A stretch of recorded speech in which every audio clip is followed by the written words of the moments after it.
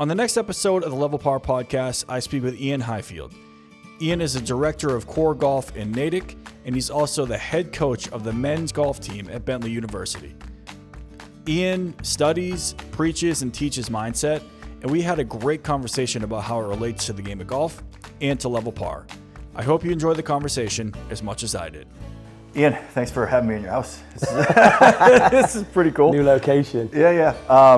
I wanted to get your story. No, we got the dog. The dog is totally fine. We're rolling with this. We had a conversation at the coffee shop maybe like a month or so ago, and I think I loved your take on how to play the golf game. But I wanted to get a sense of, how did you get to this point in your career where you're at core and all the different things that come with the career that you've built up to this point. So it's very eclectic. So I started as a kid, sports junkie, played rugby, football, soccer to translate, cricket and golf as a junior athlete. I played all of those sports for my state, which was awesome. Dad was a high-level rugby coach. He had a philosophy on the game that wasn't maybe standard. He was my rugby coach. So I think I started to put pieces together very early on, like modeling how my dad coached rugby, how much energy put into the kids that he was helping develop. It wasn't always about score, it was a lot about how you played the game. Sure. So that was ingrained in me from 10, 11 years old. Then around just before going to college, pretty good golfer, maybe 5 handicap, 4 handicap, which if you translate would be around scratch. But I would qualify for state junior tournaments. I'd compete. I'd win the odd junior tournament. Could have played college golf, but was just way better at rugby. Probably enjoyed golf more, but because I was better at rugby, ended up playing college. More of a team sport too, right? Like you're around a bunch of kids your age, and and it gets a little lonely when you play golf as a young kid because nobody is there to kind of do it with you. It does, but high school golf and college golf are unique. You are in a team. But we would say in England the banter. Okay. Yep. The You'll social never forget those days in the locker room, right? The social side of things with rugby was probably what drew me in a little bit more. Anyway, college rugby was a disaster. Just not big enough, not fast enough, not motivated enough. You make that step up and you don't know what you don't know. And I'm training with guys who are professionals or, signing to be there are professional. Different levels to everything, right? They're your friends. You go on that training pitch, they'll break your arm. They don't care. I'm not that way inclined, right? That's probably why I coach now. So quit college rugby, finished my final year as a normal student and did play some college golf. Was a pharmaceutical rep straight out of college, then medical sales rep, moved into more devices. Was now playing some pretty decent golf, winning club tournaments, competing on the state level. And with my medical sales job, I started to express an interest in being a sales trainer. I was getting a lot of this sales training that was helping me understand the human mind, the human brain, their connection, human behaviors, the power of influence, process focus, dealing with stressful targets. So I started to piece all this together for my own golf. And then I started to give up time to coach some junior golfers for free. One of them ended up playing for England schools. I ended up connecting with England schools, talking to England schools a couple of times. And anyway, as a side hustle, started to give on-course golf lessons, mental training, sports psychology, however you want to put it. Teaching people actually how to practice, because I could see there was something wrong there. Putting some videos out on YouTube. To be honest, I really didn't know what I was doing. You're kind of using the skill set that you had and Correct. just putting it all together. And I had this gut feeling that this is what golf and junior athletes needed. Then I started to get into the research papers. And with a friend of mine who was the assistant pro at the course I was playing at, becoming a PGA pro, we drew up this massive coaching philosophy. How you teach someone the mental game, how you teach someone the physical game in the gym, how you should teach technique, how you practice to develop performance skills, not just mechanics, and then human development. We pieced all of these things together, and we really created a program that at that moment in time, no one was interested in. So we started coaching. You were ahead of your time, I guess. I think so. Yeah. I think so. Yeah, it's definitely. I mean, well, when you look like TPI, Titleist Performance Institute, were saying a lot of this, and once we sort of started to dive in, we were like, oh, some people are doing this and some people are doing that. But what we did very well, we reached out to them for help. Hey, this is our philosophy. Can you help us? Can you teach us? We ended up reaching out to universities, and professors were guiding us. So now I've gone from like an eclectic sports background, a failed junior athlete, a dad who was very passionate about coaching and developing people and thought about the sport a little bit differently, to now applying it myself, learning through the application, but now I'm putting evidence-based research behind it. And got very confident, packaged it up. And I'd get up in the morning, put my suit on, and then I would go do my medical job, and then I would put my waterproofs on or my golf stuff over my suit and go coach at lunchtime. Yeah. And then I would take that off, go and do another medical call, put that back on and go and hit balls and play myself. So you're living like two lives. You're like, big side. Which is the one that is going to bring me the most peace, I guess? I never saw a way to monetize the golf. And sports psychology and coaching and make it my main livelihood. I never saw that way. I couldn't see it in England. But I was starting to make money. People were paying an interest. I'm now coaching a guy called Chris Hansen, who's on the mini tours, ended up on the European tour while I was working with him. I'm coaching a guy called Daniel Gavins, who went on to be a 2-time European tour winner. I'm coaching a guy called Sam Connor, who went on to be on the Challenge Tour, and this all happened very quickly. So now the guys on the mini tours in England are just phoning me, and I'm walking around events, European Tour events, or I'm at the local course with Chris Hansen, and people are watching me coach. Hey, we work with my son. Just all of that, and I really owe one guy called Mark Pearson. When I took my coaching philosophy to Mark is a fantastic golf coach in England, probably very underrated. He just is very holistic, very knowledgeable. He's actually really good in business. He taught me a lot of the business side as well. I knocked on his door. I wanted to show him some stuff. And his first thing was, hey, you know how many crazy people I get coming in here pitching me ideas? Like, basically, no. And then he just looked at me and he goes, you know what, come back tomorrow morning for 5 minutes. Little test. I came back and he's like, okay, you're in. And he gave me Daniel Gavins first, and Dan didn't really want to work with me, and now we're lifelong friends. Sam and all his mini tour players, but Chris was already a level above them, and he never gave me Chris, and I worked for a bit, and then okay, you had to earn now it. You can work with Chris. And that he was the guy in the area who was gonna at some point hopefully make it European Tour and beyond. So all of that fell into place. So I'm at coaching Chris Hansen, doing a medical sales call, reading a research paper on how we learn. How'd you sleep? And then I'm single at that time, right? Or I have a partner. I'm not married, not kids. Matthew's coming round my house, and we're going till midnight reading and writing these frameworks. And then what happened is Matthew departed to the US. Just Matthew was so hungry, and the US is like that story where the streets are paved with gold in London, so people that's the US for golf. It's the US dream, right? If you're an English golf coach and then you move to the US, everyone will say behind you, oh, he's made it. Which isn't quite true from my experience. Until you get over here, you're like, oh my God, it's flooded. The market is just it's insane. Pretty cutthroat, to be honest. It's pretty cutthroat. Like, I come over, some people are a little challenged by that, so it's kind of hard. But Matthew was here.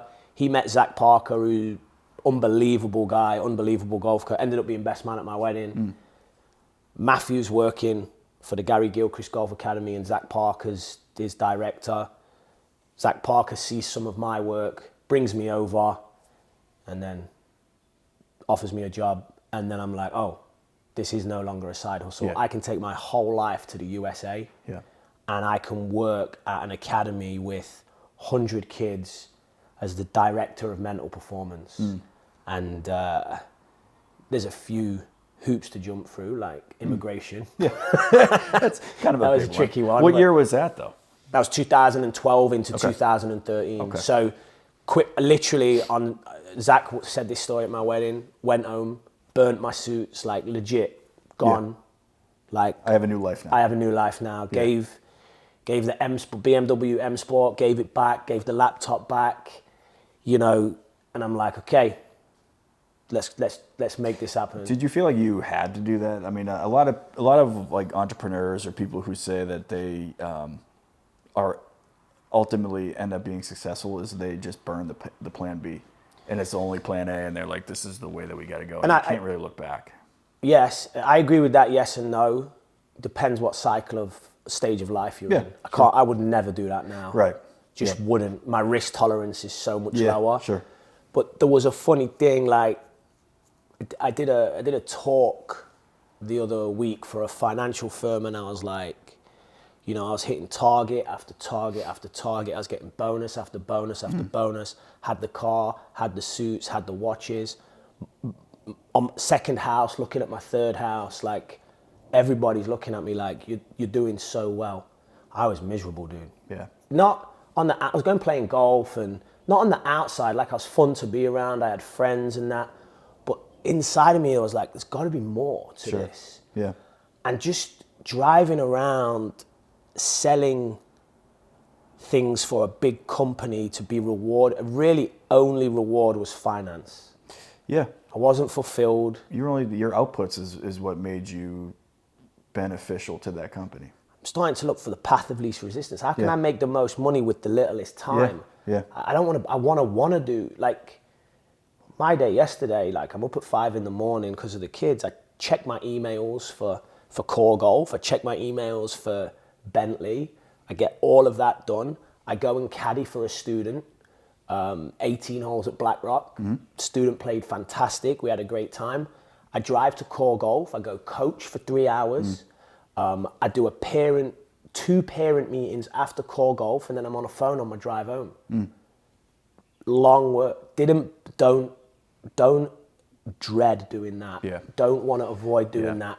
It's a good lesson. I mean, we hear it all the time, and especially now, I think it's becoming more and more.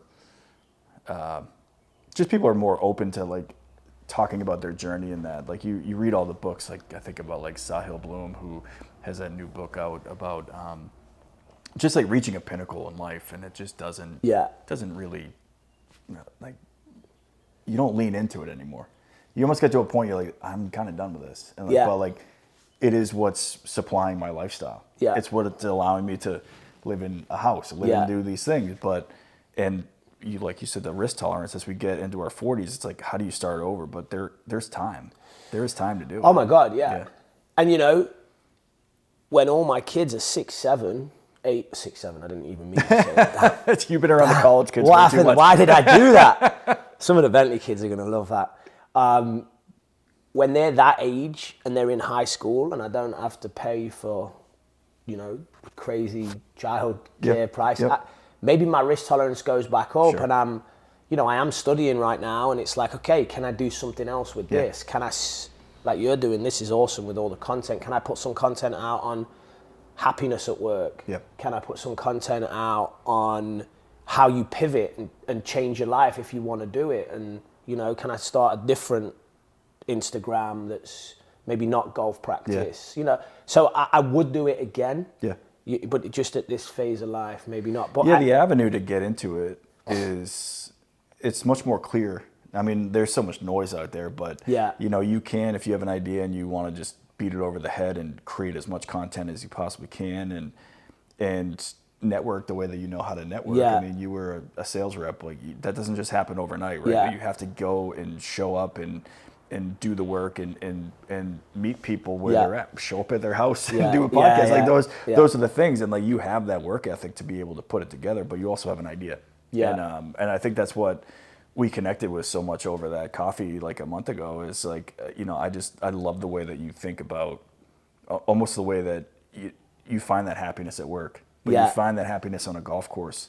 And it's kind of what like level par is about a little bit too. It's not really about the result of what is coming out, but like, what are you doing to create yourself to become this next version of yourself? And so much of that is like kind of what I think you're studying right now at this time. Yeah. So I'm studying organizational behavior. So basically it's like sports psychology in a big group in a business. Yeah. Right. But the transfer of what I've learned through my studies of sports psychology and now what the experts are saying high performance businesses do is huge. Yeah. But golf is so far behind some other sports in the way it's coached. Businesses are so far behind in how you get the most out of a human being. Yeah, agreed. They have to be happy. Their well-being has to be protected. And we are dealing with a different person now. My team are, I don't know what generation they call it, maybe it's Gen Z or whatever, and I'm 1 or 2 generations before that. I don't really pay much attention to that. But ultimately, the people that work for me at KOHR, they have to be human beings first. Sure. Yeah. We have to look out for burnout. They have to be happy and fulfilled. They have to have purpose. Their well-being has to be protected. And then you know what?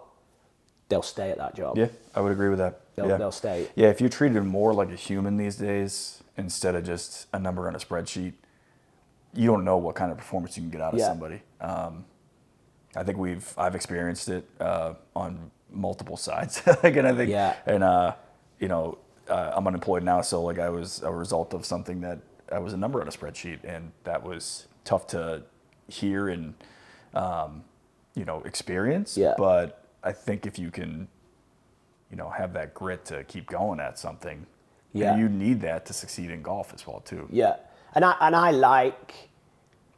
I didn't overly like being an employee. I probably wasn't the best employee because I tried to read and understand and maybe would ask questions. Sure. And sometimes an employee just has to blindly you kind of just stay in your lane. Do what you want to do. And, I probably wanted more of a career, or I wanted to have a calling. Yeah. People that just want a job, that's fine. They'll just follow. Yeah, exactly. But they're not then... They might be a good employee, but then they're not going to be a good leader, right? Yeah, and they're not going to think outside the box. Correct. So there's no creativity there. There's no innovation. So I also, when I had my own business and I was running Game Like Training, and I was thinking I can't pay my employees at the end of the week, and I was thinking, when COVID came, basically we're going to go bankrupt. Yeah. I didn't like that either. No, it's honest. So like it's truly the risk reward. Like what do you like? It's hard. I mean, I listen to the How I Built This podcast quite a bit. Yeah. With Guy Raz, and like a lot of times, like some of these early entrepreneurs, they are paying their employees' paychecks through like credit card and anything they can to like keep the lights on, and then all of a sudden it's like not everything like shifts like that. But you kind of have to go through some periods like that to really understand what the struggle is. Yeah, we basically, I used to call it, we're robbing from Peter to pay Paul. Yeah, right. There was a part of the business that was doing well, the coaching part, where I would travel and et cetera, that was doing well. And then we needed, the other side of the business, the online sales and the content was doing well. Sure. But I don't think people understand when you're generating X amount, X plus goes back into the business to scale. Yeah. If you're trying to scale something. Yeah, you need new equipment, you need anything. Anything. Right. Ads. As soon as you get a good ad that hits, all the money that ad generates goes back into the ad. And then you're like, oh, wait, I thought I could take some of that to pay for this. So I didn't like that. And I didn't like employee. And then I read this book, came across this concept of an intrapreneur. Okay. So there's entrepreneur, employee. In the middle, there's intrapreneur. So you're inside a business, you have creative license, you probably are some form of leader, and then you can form the brand identity, you can form the culture, you can make changes to systems and processes, and you're pretty fluid with inside that job. You can bring your own ideas, bring your own philosophy.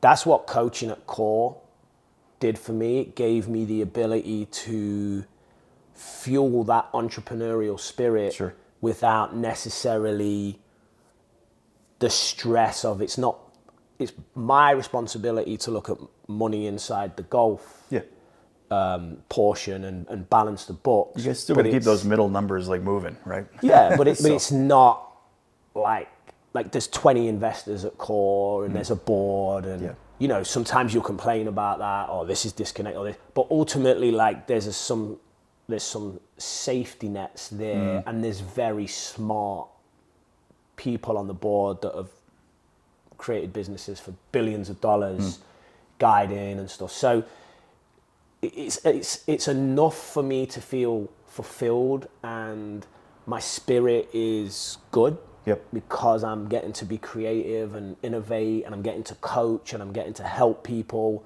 The parent education side is massive. I've written ebooks, I do Zooms, feel really good when I invest heavily in that and parents kind of maybe shift their behaviors a bit.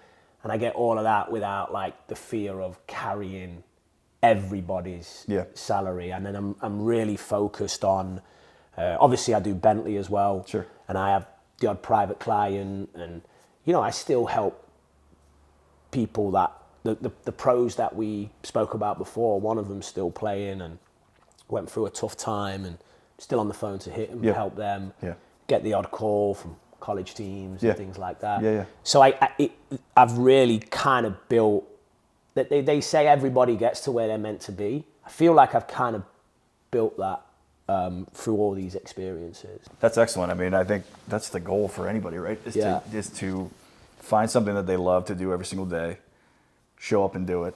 But then also see success from it too. Like at the end of the day, we are human beings who need the validation too, to say like, the reward needs to be there as well too, to keep going. Cause like, if you didn't see any reward, like, would you keep pushing forward with that? And I just I don't know. I think you need to have those little tiny wins. You also need to appreciate the tiny wins along the way. I think that's what I've struggled with personally is like, hey, I think about this book in particular. Like I published it in February.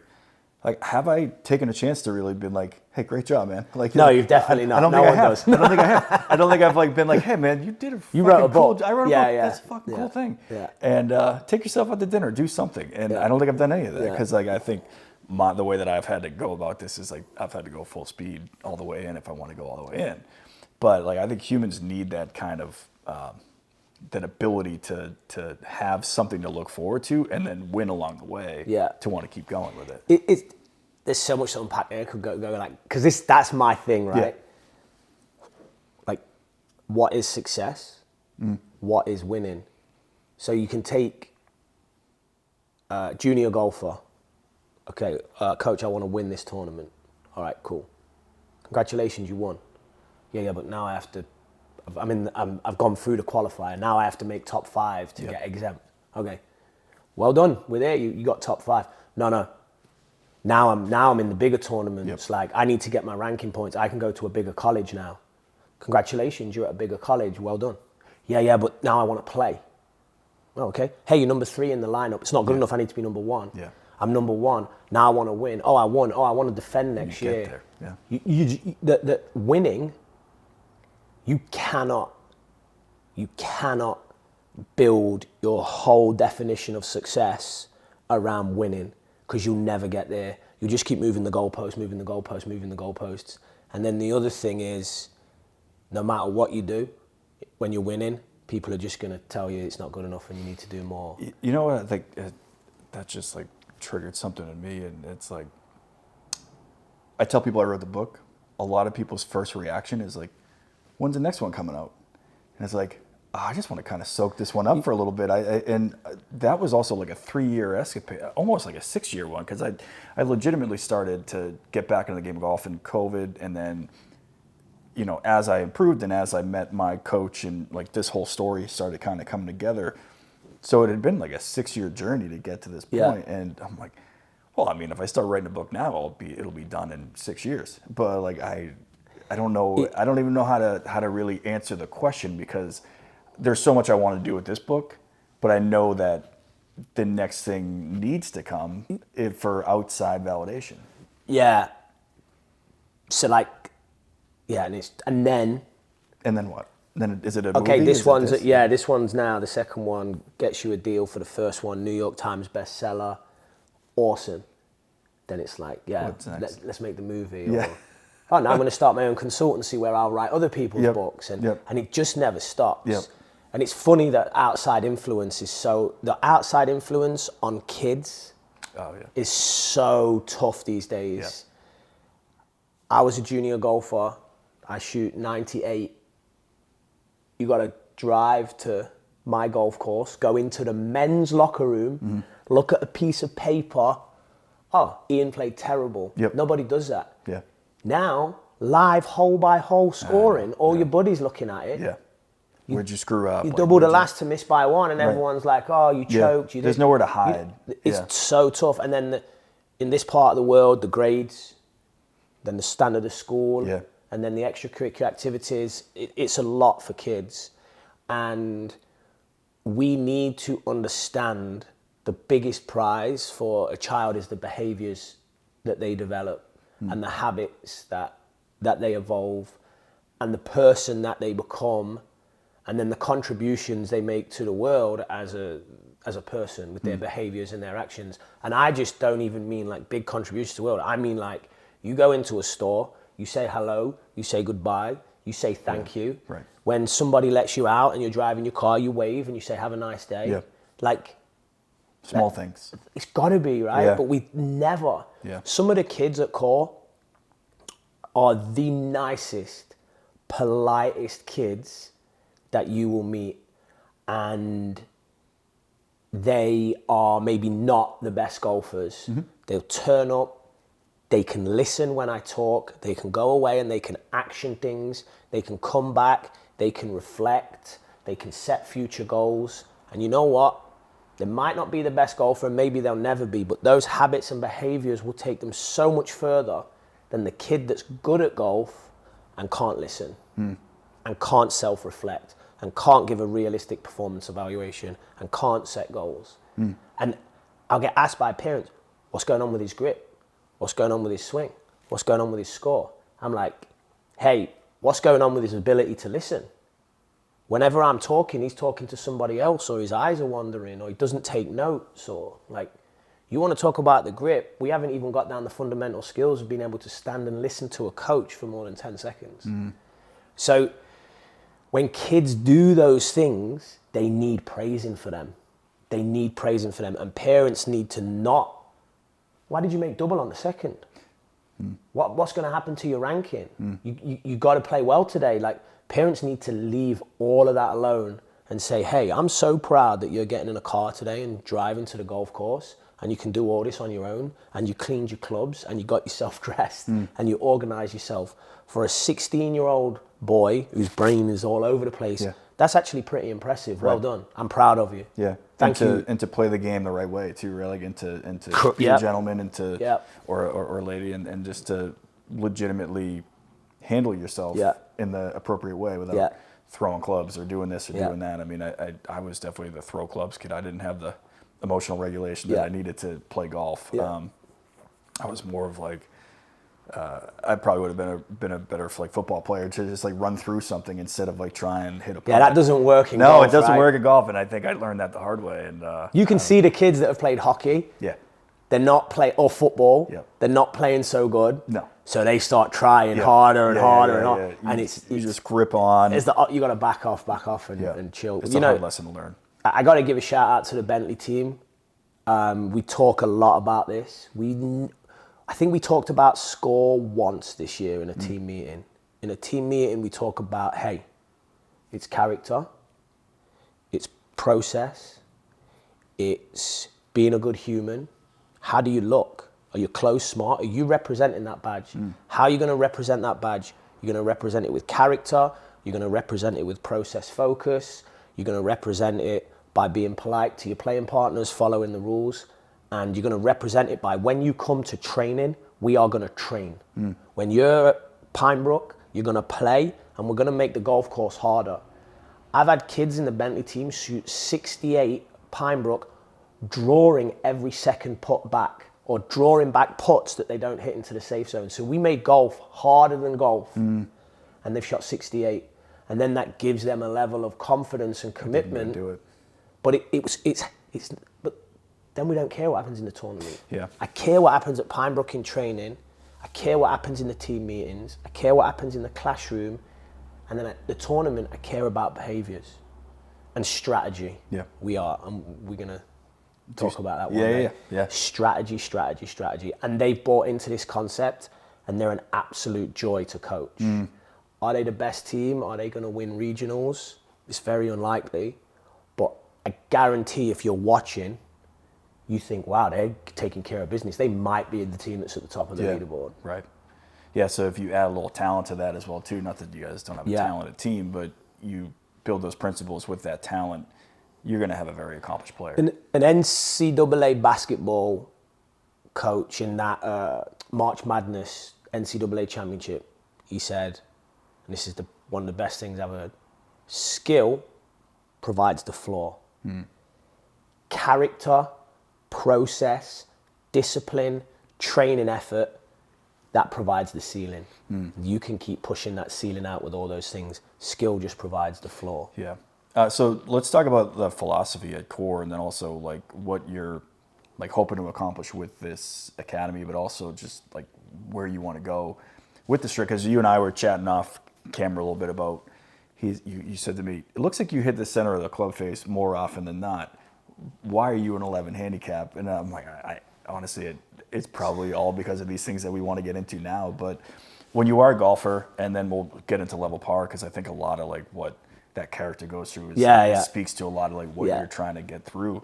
When you are like working with somebody, like how do you get them to buy in that it's really, path, setup, all these things are important, but like how you strategize to get to those things is like maybe the most important out of all of them. How do you get them to buy in? Not everybody buys in.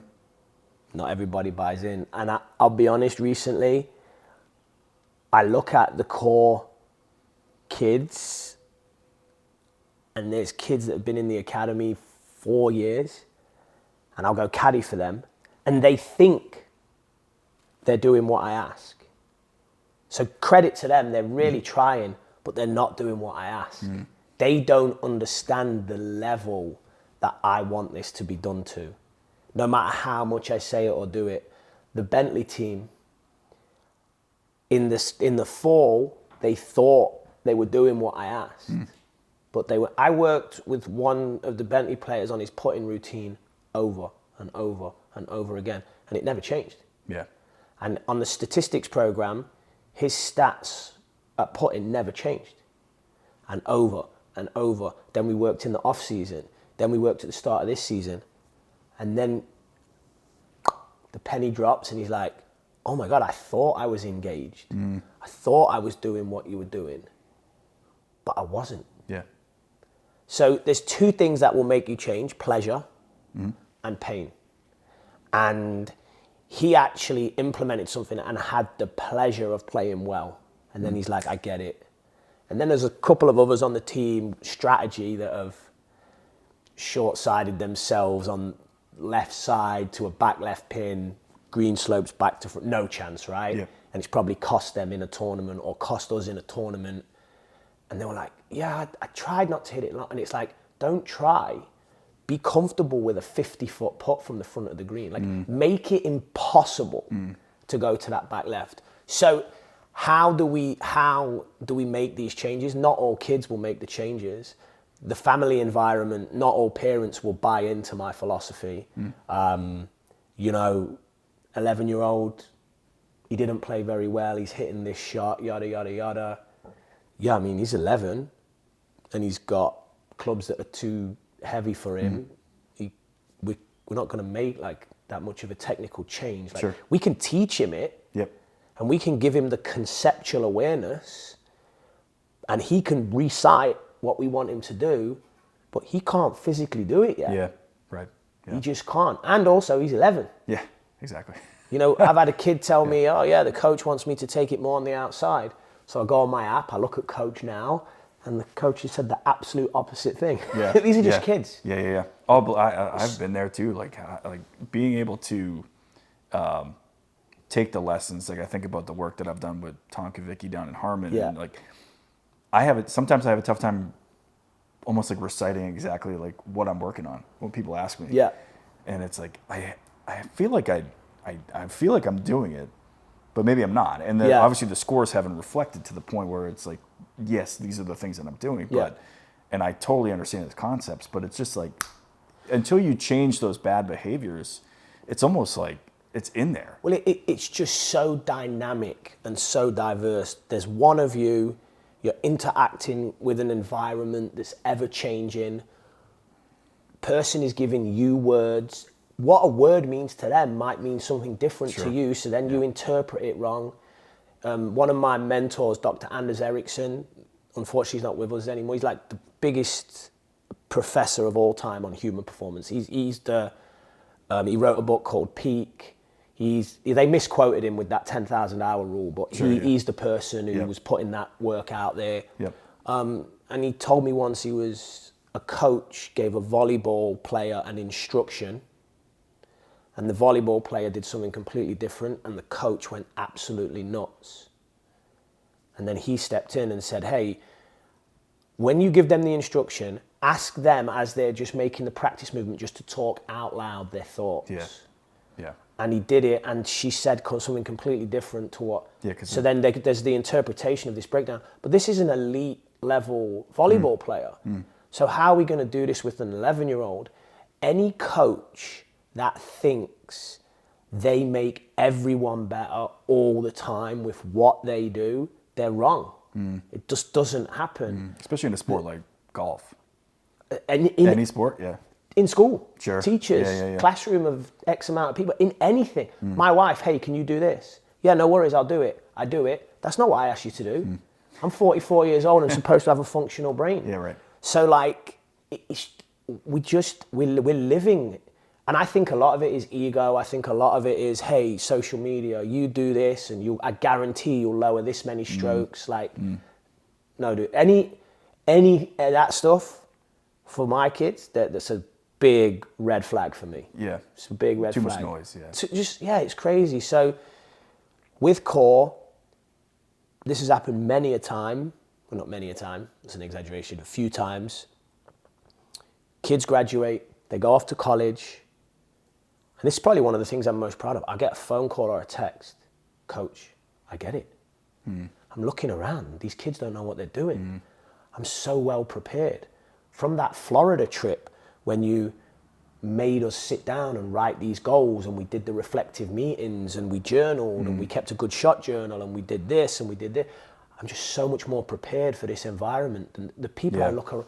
So sometimes you have to let them fly, and then they'll reflect, and this person doesn't know, I could do this, I could. Then they understand what CORE's taught them. And CORE is a long-term athletic development program, so we're seeing these kids probably 6 hours a week plus. If the message is indoctrinated in your culture, if all of your coaches buy into the philosophy, if you're educating the parents, you are shifting the environment, and the environment is the most powerful tool, and it might take 1 year, it might take 2, it might take 3, it might take 5. It might never catch. It might never catch. They might be 35 years old and have just had their first kid and say something and be like, oh, I learned that at CORE. So you got to just have everybody aligned. The parents, the students, the coaches, and the message has to be consistent. And then you need more patience than you can ever imagine. Yeah, it's true. Because these are just children. And even the Bentley kids took them over 7 months to grasp this. of seeing them twice a week. Yeah, because I mean, they have so much other things going on in their life as well too. Yeah. Like trying to survive in this world. I mean, we were kids too. Yeah, yeah. Like I didn't have the maturity and mental ability to shut things off the way that I probably should have. I actually do think, for me, I'm now maybe the coach that I needed when I was a kid. I didn't get any of this. Yeah. You had to win. Yeah. You had to win. Yeah. And you had to work harder than everyone. Yeah. And you know what? Hard work is just a standard. It doesn't actually mean anything. No, I mean, if like a lot of people work really hard and don't make and it. don't make it anywhere. And when a parent comes to me and says, "Oh, I feel bad for them, they worked so hard and didn't get there," it's like, Lola, down, come on. Where are you trying to go? There we go. Yeah, right here's good. Oh, you like Tom? Yeah, it's good. I feel so bad for them because they worked so hard and they didn't get there. Yeah. They didn't make it. They didn't get the result. Yep. Yeah, but the main prize is they worked hard. They developed psychological characteristics of excellence that are going to help them in the future. The main prize is not the result. The main prize is the human development. Yeah. Because if they worked so hard to make college golf and then they didn't make it, and now maybe they go to Duke and they play for the club team, Yeah. or they stop playing golf and they're excelling in their academics, the fact that they worked hard at something, didn't get the reward they want, sets them up to work hard at the next thing, and if they don't get the reward, deal with it and be relentless. And the problem with college golf is there's a time frame on it. Yeah. Your age matters. Yeah. After college golf, like if you want to be an entrepreneur, there's no time frame on that. No one can say you continually can't. working on something. It's infinite. Yeah. It's infinite. If you want to be in investment banking, if you want to be a great school teacher, and you don't get that first job or that second job, or you can still go and go and go and go again. So it just teaches you resiliency, grit. So I try and help parents understand, and it's harder now, like so many core kids that would have played college golf 5 or 6 years ago, they're not going to play college golf. Yeah, it's just getting more and more. It's crazy. It's pretty wild. There's the post-NIL world is, I can't even imagine what it's like to be a college. I covered college basketball when I was at the Herald, and you know, I covered the BCs and the BUs and the Harvards of the world. So like true kids aren't coming in and just like leaving right away. Those are programs that they're built over time. Yeah. Like kids are staying 4 years. Yeah. You know, maybe BC, they would have like the ACC kid that would kind of like come and go. Yeah. But for the most part, like you had a coach that was, I think about like Joe Jones at BU, and he was legitimately building young men. Yeah. And he was getting them at 17, 18 years old, and they were leaving at 22, 23. Yeah. And he could see their maturation all the way through. Yeah. And now it's like, these kids are gone after 3 months of not getting what they want. See, I'm going to go and play for somewhere down south. Yep. Yeah, even at our level, right? A few good players. Yeah. And I hear all the kids talking. Oh, I might transfer to. Yeah, if they excel at your level, they're going to get noticed by somebody else. So it's going to be like, here's a little bit of cash. But yeah. How do you say no to that? Well, college golf, dress it up any way they want now. They're professional athletes. Yeah. Okay. So you're 16 years old, 15 years old, maybe even 14 if you're trying to go to one of those higher level schools. And you are basically at 14, 15 years old, your score is directly connected to financial rewards, the level of education you're going to get, and social gratification. Yeah. At nobody's ready for that at 14. No. Well, that's not true. Like Miles Russell was ready for it somehow. Yeah. But that's the exception to the rule. Like, we can't build golf coaching around Miles Russell. We can't build golf coaching around Tiger Woods. Right. When people tell me things, oh, well, you got to do this because Tiger Woods did it, I'd be like, You're no, not Tiger Woods. Are you out your mind? Yeah, you're not Tiger Woods. Yeah, that's just the craziest And also, idea. like, do you want to be Tiger Woods? Look at him now. Look at the emotional damage that he's had. That has everything has a price, right? Yeah, absolutely. Pain. Absolutely. And when I wrote Level Par, you know, after covering high school sports for a long time, like I would be sitting in the stands listening to the parents talk about the kids, and I would be coming from Celtics practice earlier in the day. I'd be covering that, and then I'd go watch a high school game, and I would just hear some things in the crowd, and I'd be like, I'm sorry, but in my head I was like, your kid is not going to play for the Boston Celtics. I just came from watching Kevin Garnett practice. Like, no way. You're not going to be on that level at any point in their life. Let them enjoy it. Let them get to a place that they want to get to it with it. Let them enjoy this like 3 to 4 years of being with their buddies and playing for their hometown. And it's like there's a really cool aspect to that. And I think it's getting lost. And again, you shouldn't quash a kid's goals and dreams, right? Sure, of course, absolutely. Hey, I want to play on the PGA Tour. Sure. Cool. I'm telling parents, don't look at what scores it takes. Don't look at club head speed. Don't look at greens in regular. Look at behaviors. Yeah. What behaviors does it take to play on the PGA Tour? You need to be able to set goals. Mm-hmm. There's probably some form of visualization. You probably need phenomenal self-talk. Yeah. So they're actually choices. So we can develop those things and use the PGA Tour as a carrot for the child to develop these behaviors. That's the way it's got to be. It's not like, I want to play at the PGA Tour. Okay, well, you've got to be able to shoot 63 around your home course. Yeah. Like, no, you've got to be able to get up at 5 a.m. and go to the gym autonomously without anybody shouting at you to do it if you want to do that. Yeah. You've got to be able to manage your nutrition. You've got to be able to find time to meditate, to hydrate, to stretch. And you've got to be able to do that in this crazy modern world where you're going to get pulled all over the place or be addicted to your phone. Yep. So let's start with the behaviors and then let's see where it takes you. There's a really cool video from Giannis Antetokounmpo where he's sitting on the sidelines at a shoot-around.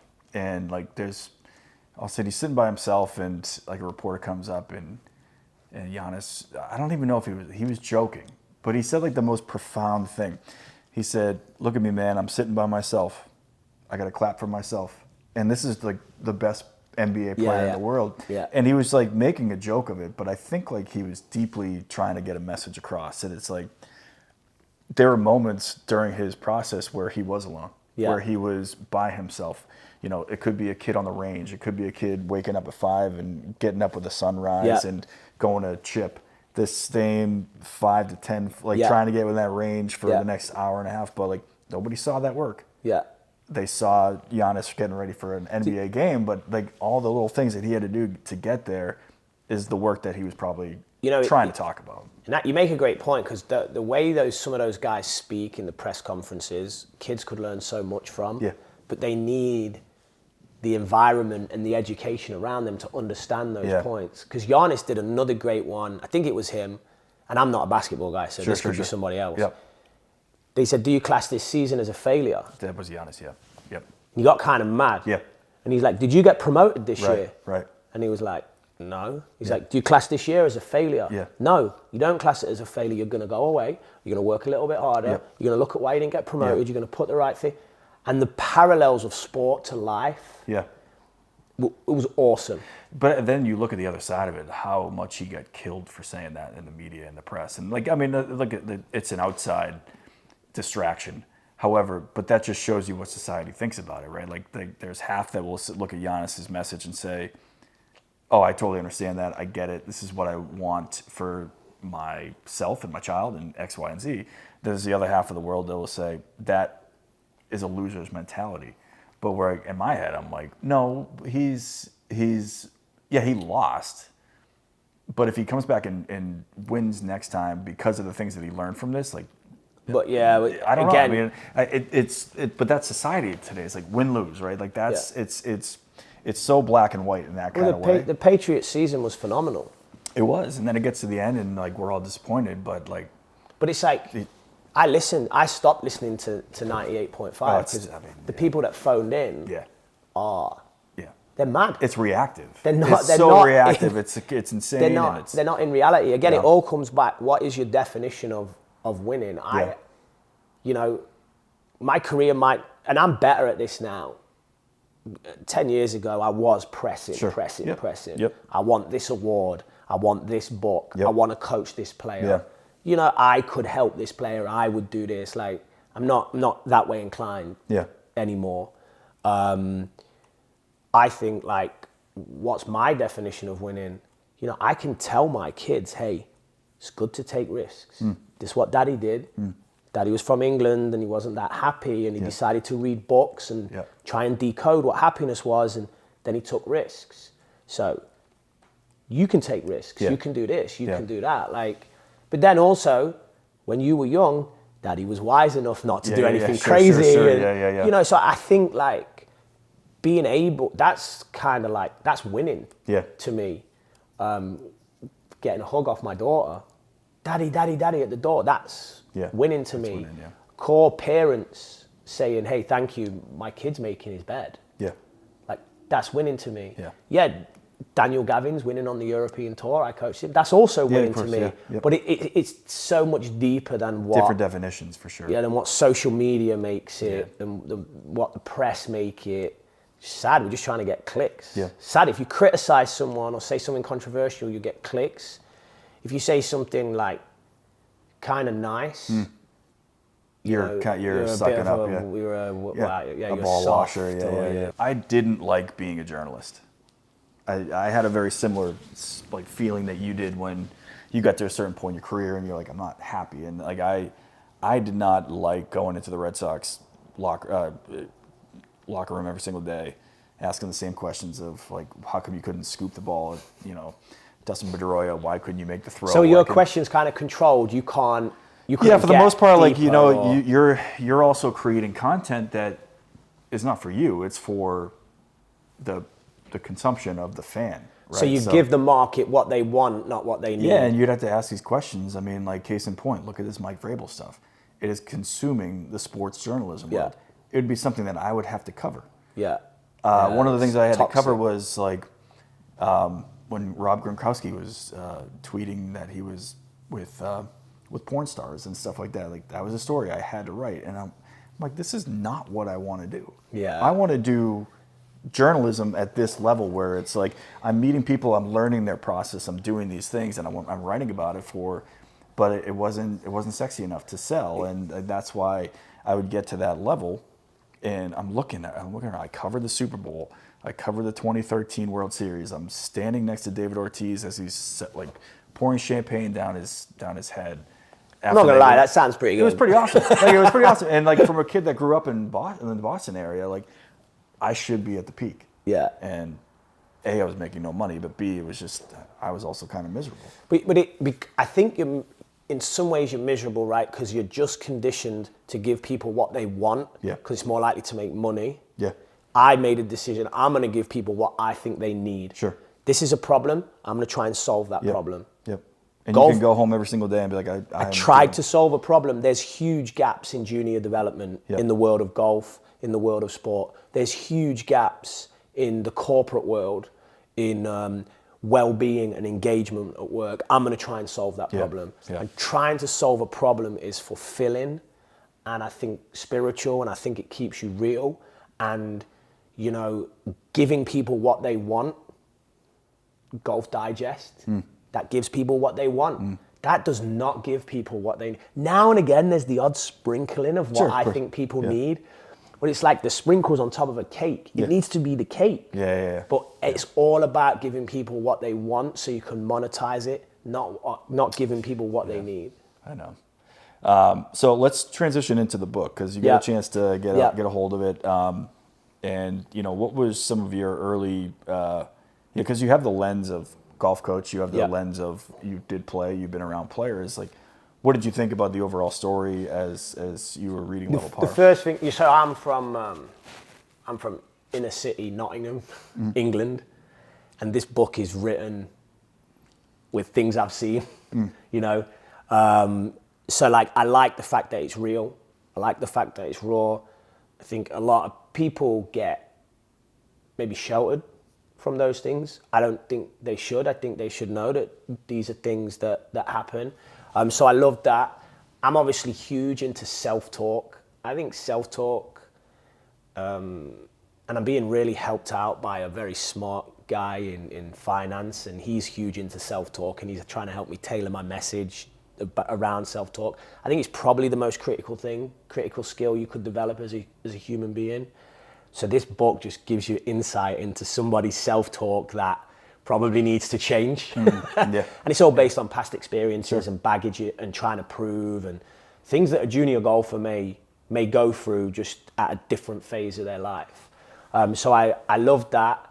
And then I think there's a brilliant video on YouTube, which I told you about, called 7 Days in Utopia, or Golf Sacred Journey. Yep. One's a book, one's a video, written by Dr. David Cook, who's a famous sports psychologist, worked with tour players. It reminded me of this book and video, which is a huge compliment to you, because this thing did really, really well. And then it also reminded me, because of the nature and the rawness of it, it reminded me of a book called What Made Maddie Run, which everyone who has a child athlete or a potential child athlete, high school into college, parents should read that. Because it's real. Yeah. And I see it and I work in it, and I worry about these things for the 12-year-old girl that says she wants to go and play at Stanford. The psychological challenges, the physical challenges, it's real. And you think it's your dream, and you can literally be in there and you can be like, this sucks. Sometimes your goals and dreams are not what you visualize them to be. So the book just reminded me of all of those things. And it's an easy read.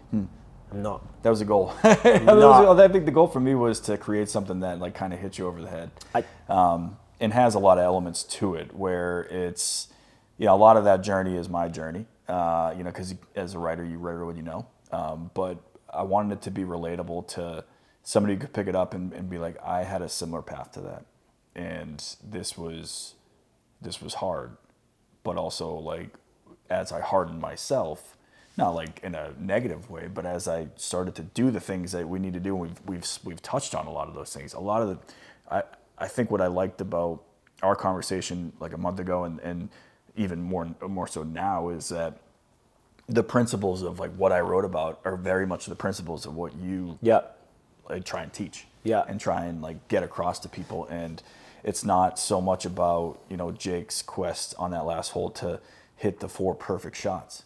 You're going to get things that pop up after you think you hit a good drive and it lands right in a divot. Yeah. How are you going to respond to that?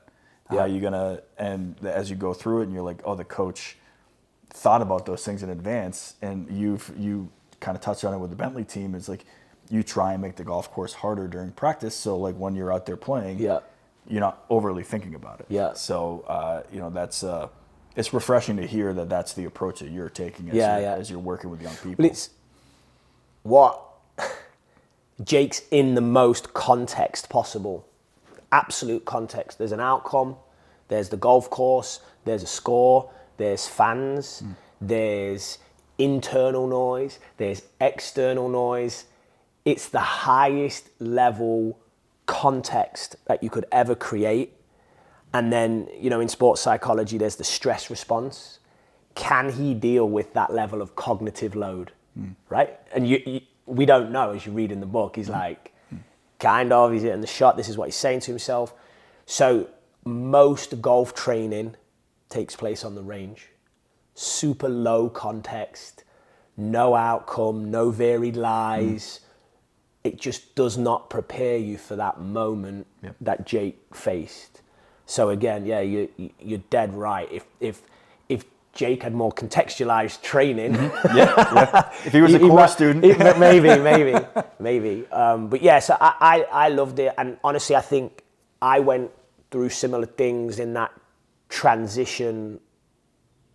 Kind of my awkward age was probably like rugby I started to not be quite as good. I was really, really good at rugby young. And I started to not be quite as good at about 15, 16. And I started to have some of the talk and beliefs that are in the book. Yeah. And then I really wasn't good at all in college, and I didn't understand why. And then I quit, and I felt a level of relief. So I've been not the same journey, and not the same. I'm a little bit younger when this is happening to me, but I've had those same questions that I couldn't answer. And I think so many, why do I work so hard? And nothing's happened. How was I so good and now I'm not playing very good? Blah blah blah. So I think it's very accurate. It's very accurate of what an athlete's going to go through and their internal dialogue. I just wanted to create a human story, man. Yeah. That's all I wanted to do. Yeah. Like, golf is the vehicle for it, but you could read this from a lens of somebody in business, somebody starting a business, somebody who's going. Actually, I went out and I read at this thing called Grub Street last night in Boston and just did an open mic. And it was super fun to just like get outside my comfort zone. But I was chatting with one of the other readers, and she's like, I'm not a golfer, but I really like the way that you talked about that first chapter and the way that you read that first chapter, and it kind of pulled me into it. I said, listen, like to me, it's a book about being a human. And before I went up to read, and I'm pretty sure maybe before you went up to read, you're thinking, I'm in front of 20 people right now that I don't know.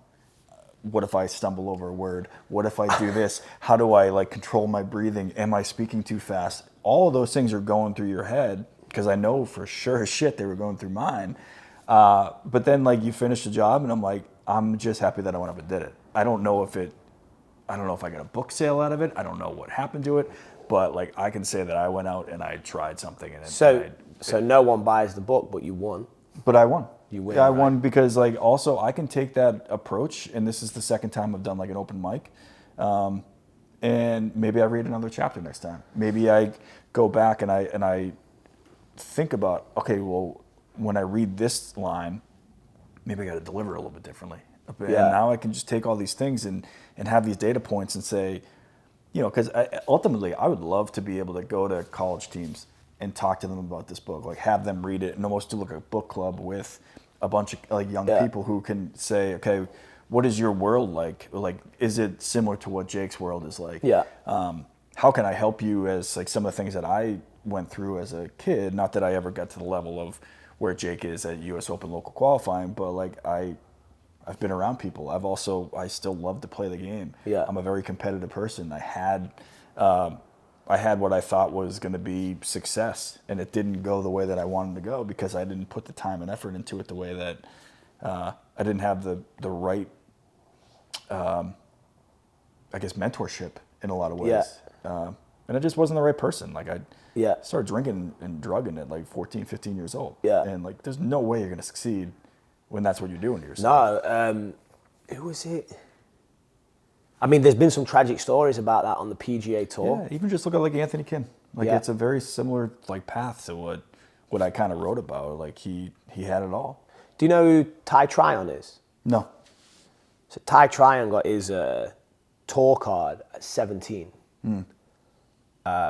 Got $1 million sponsorship with Callaway. This is a long time ago. $1 million meant probably like 5, 6. At this point. This was on a different stratosphere of anything. So no college golf, PGA Tour card at 17. You'll have to fact check me on some of this. I'm probably getting a little bit of this wrong. But I've met him. I've spoken to him probably 3 years ago. He did not do well as a professional golfer. And you know the reason? He saw himself on camera and he couldn't believe how bad his acne looked. And he just couldn't. Yeah. And then he had all this money, so he starts to hide away, and then he starts some similar habits at 17, and he's a tour player, and it all just crumbles. Gone. And you've never heard of him. Yeah. You got to. You should look at that story. Yeah. And I never knew him at this time.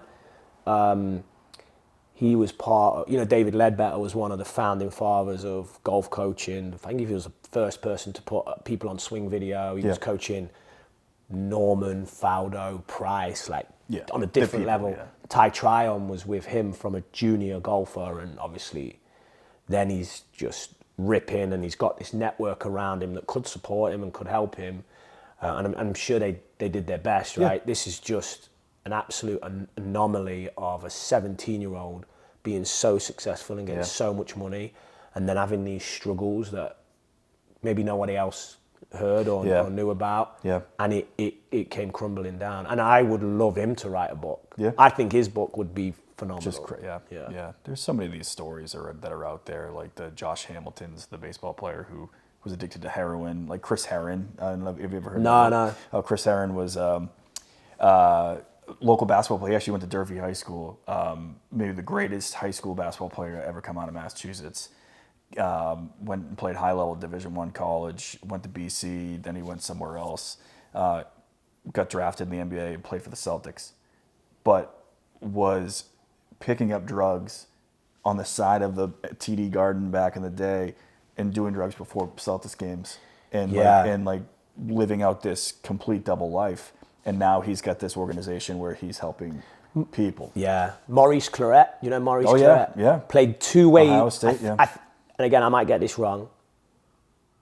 He's a running back, and he got put on the field to go and get the ball back on defense for Ohio State, and actually stripped somebody, strip sacked somebody. Just like a natural athlete. Got the ball back, and then ran in the touchdown for them to win a national championship. So popular, was going to nightclubs, I think, with like Snoop Dogg and Johnny Manziel would be a similar one. But Maurice Claret gets in a car chase with police, and he's got guns in the trunk, and you know, and Johnny Manziel. If ever you want to understand that a child can be too skilled, they can be too good. And if ever you want to understand the importance of developing psychological habits of excellence before you, or as well as developing skill, Johnny Manziel was too good. If you get that success too, and then everyone's telling you that, and they're not around you for the right reasons. There's a lot of people who are in these. I mean, how many times a year athletes sign the $100 million contract? 25 years later, they're on the streets, or they're not. They have no money. Yeah, a lot of them go broke. Yeah. It's but to your point, and I think we've been talking for quite a while. So, but we'll bring this home. Is like to your point. It's just like. And I love the structure that you're bringing to it is like develop the human first. Let the skill set rise up as the human is rising up, and whether you reach the pinnacle of where you want to get to with your sport, you're going to reach the pinnacle of where you should be as a person. Yeah, I mean everyone's retiring someday. Mm-hmm. Most of the kids, unfortunately, that we see, they're probably going to retire around 20 years old. Yeah. And they'll play something, but they won't get to where they want to get to. Yeah, I mean, but if you build this beautiful golf swing and they're going to retire at 20 years old, then that's not going to serve them very well.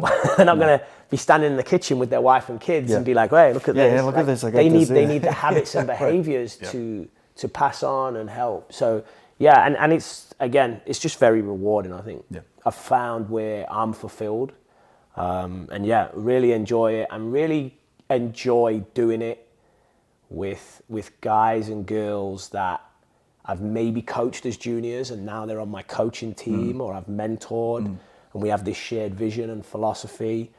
That's what I have at KOHR. The people I work with, unbelievable, like very, very nice people. The people I worked with at Bishopsgate Golf Academy and Ledbetter and IJGA. I just met so many nice people on the way that just kind of share the same vision. The faculty at Bentley is unbelievable. The culture there is unbelievable. So you get to be part of all these nice cultures, and I think it's good headspace, and you feel rewarded more than you do when you're pharmaceutical or whatever. I agree. Yeah. Awesome. Cool, man. Appreciate the time. Thanks, dude. That was awesome. Appreciate it. That was awesome. Appreciate it.